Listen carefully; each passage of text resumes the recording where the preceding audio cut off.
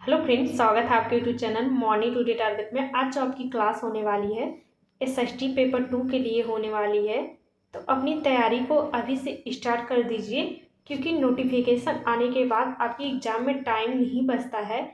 तो आपको 120 का टारगेट लेके चलना है, तभी आपका 90 प्लस आएगा।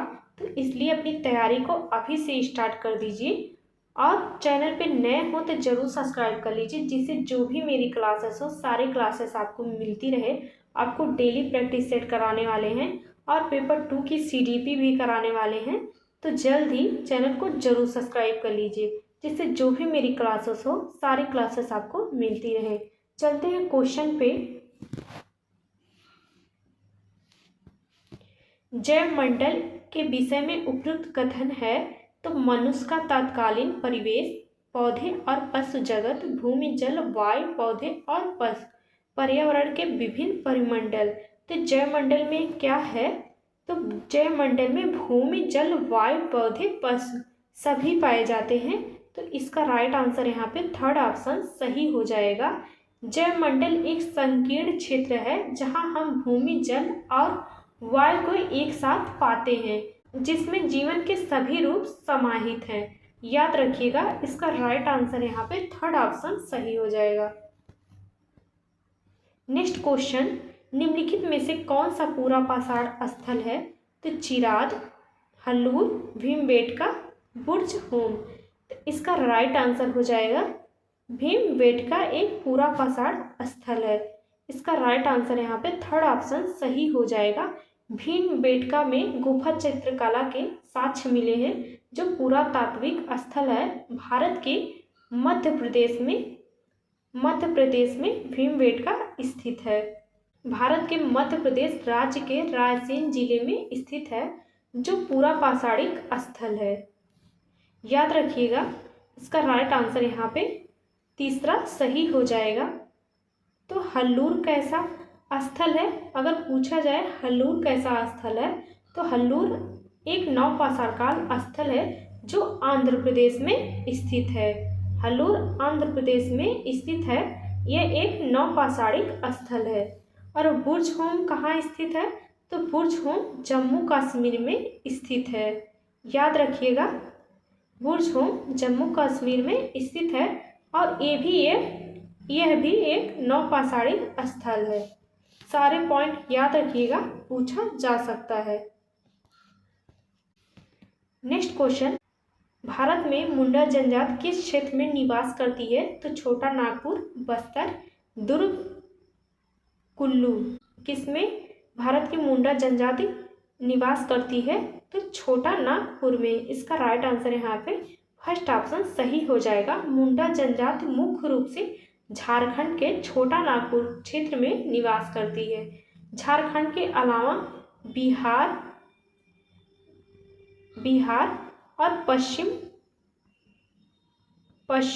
बंगाल और उड़ीसा राज्यों में मुंडा जनजाति निवास करती है। तो याद रखिएगा, इसका राइट आंसर यहाँ पे फर्स्ट ऑप्शन सही हो जाएगा। नेक्स्ट क्वेश्चन, मौसमी उपकरणों के द्वारा मौसम संबंधी सूचनाएं एकत्र करना किसका उदाहरण है? तो प्राथमिक आंकड़ों का, द्वितीय आंकड़ों का, तृतीय आंकड़ों का, विधागत आंकड़ों का। किसका उदाहरण है? तो मौसमी उपकरणों के द्वारा मौसम संबंधी सूचनाएं एकत्र करना तो प्राथमिक आंकड़ों के अंतर्गत आ जाएगा। इसका राइट आंसर यहाँ पे फर्स्ट ऑप्शन सही हो जाएगा। प्राथमिक आंकड़ों में क्या होते हैं?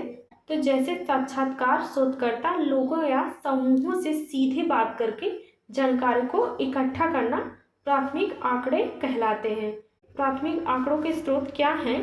तो जैसे साक्षात्कार, अवलोकन, प्रयोग के सभी प्राथमिक आंकड़ों के अंतर्गत आते हैं।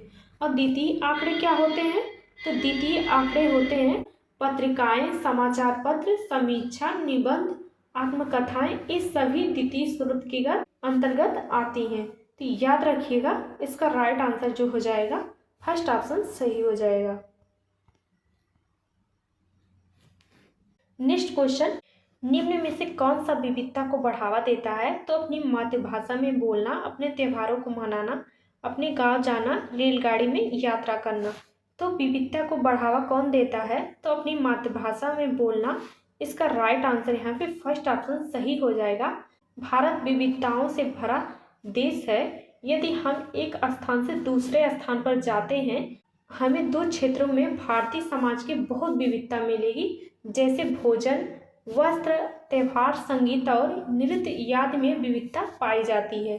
तो इसका राइट आंसर यहाँ पे फर्स्ट ऑप्शन सही हो जाएगा। नेक्स्ट क्वेश्चन, सूफी संतों के मकबरों को क्या कहा जाता है? ईदगाह, खानकाह, इबादत गाह, दरगाह।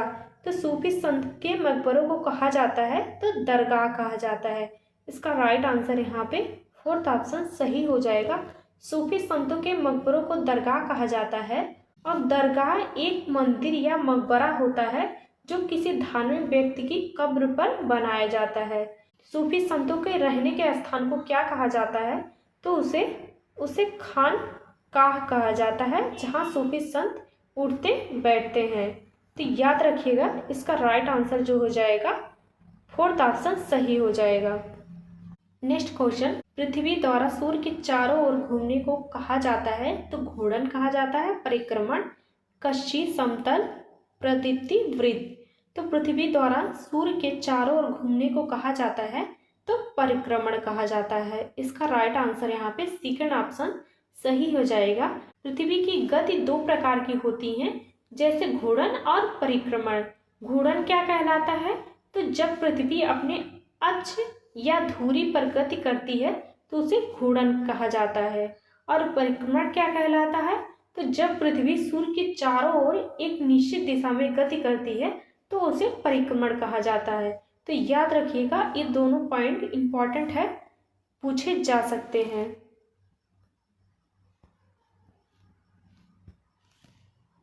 नेक्स्ट क्वेश्चन, मौर्य शासक अशोक द्वारा लड़ी गई लड़ाई का स्थल कलिंग वर्तमान में कहाँ है? तो कर्नाटक, उड़ीसा, केरल, आंध्र प्रदेश। तो इसका राइट आंसर यहाँ पे हो जाएगा सेकंड ऑप्शन उड़ीसा। कलिंग अशोक द्वारा लड़ी गई लड़ाई कलिंग, जो वर्तमान में उड़ीसा राज्य में स्थित है। अशोक ने कलिंग युद्ध जीतने के बाद युद्ध क्यों छोड़ दिया था? क्योंकि कलिंग युद्ध के दौरान हुए रक्तपात और भारी संख्या में जानों की हानि हुई थी, जिससे अशोक का हृदय तोड़ दिया और उन्होंने युद्ध हिंसा छोड़ने का निर्णय ले लिया था। तो इसका राइट आंसर यहाँ पे हो जाएगा जो सेकंड ऑप्शन सही हो जाएगा। नेक्स्ट क्वेश्चन, उत्तरी अमेरिका का पूर्वी तट व जापान के आसपास समुद्र मत्स्य प्रचुर है, क्योंकि तट के साथ एक ठंडी धारा बहती है। गर्म व ठंडी धाराओं का मिलन होता है, तट के साथ गर्म धारा बहती है और तंदुरुस्त तटीय क्षेत्र। तो उत्तरी अमेरिका पूर्वी तट पर जापान के आसपास समुद्र मत्स्य है, क्योंकि वहाँ गर्म व ठंडी धाराओं का मिलन होता है। इसका राइट आंसर यहाँ पे सेकंड ऑप्शन सही हो जाएगा। ठंडी और गर्म महासागरीय धाराओं का मिश्रण दुनिया में सबसे समृद्ध मछली पकड़ने का क्षेत्र होता है। तो याद रखिएगा, इसका राइट आंसर सेकंड ऑप्शन सही हो जाएगा।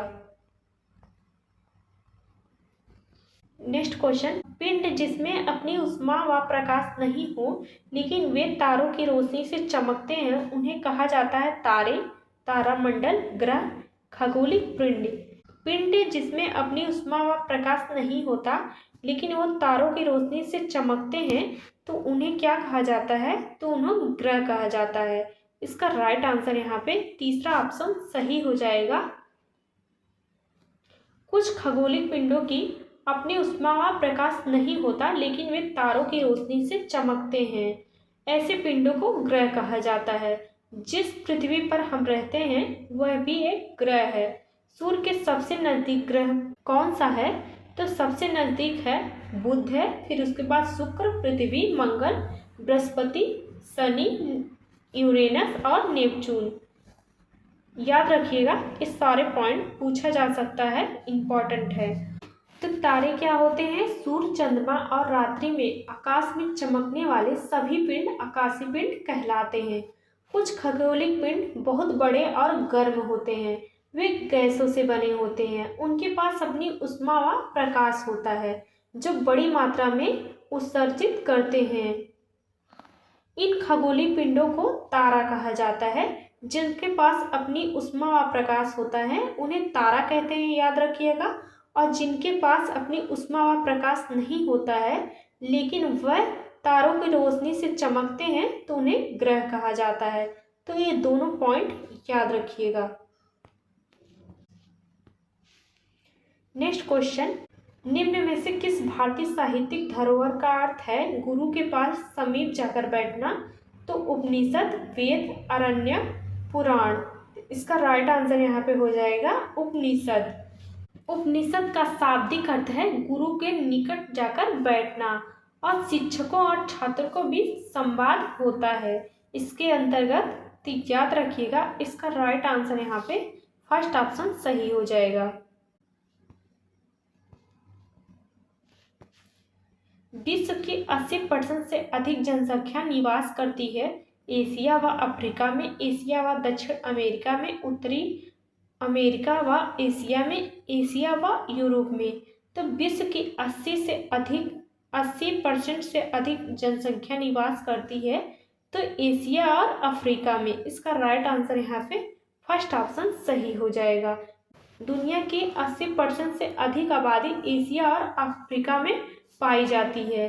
दुनिया के सबसे ज़्यादा आबादी वाले देश हैं चीन है, भारत हो गया, और अमेरिका और इंडोनेशिया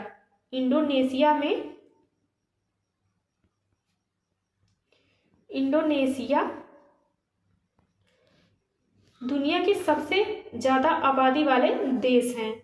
ये सभी याद रखिएगा। नेक्स्ट क्वेश्चन, किस काल में कर प्रथा का विशिष्ट महत्व था? तो हड़प्पा सभ्यता, वैदिक काल, महाजनपद काल, गुप्त काल। तो इसका राइट आंसर हो जाएगा महाजनपद काल। महाजनपद काल में कर प्रथा का विशिष्ट महत्व था। तो याद रखिएगा इसका राइट आंसर यहाँ पे तीसरा ऑप्शन सही हो जाएगा। आज के लिए बस इतना ही, मिलते हैं नेक्स्ट क्लास में। और जितनी भी क्लासेस हो गई है सारे क्लासेस आपको प्ले लिस्ट मिल जाएगी, तो सारे क्लासेस अच्छे से देखिए और रिवीजन करिए। मिलते हैं नेक्स्ट क्लास में।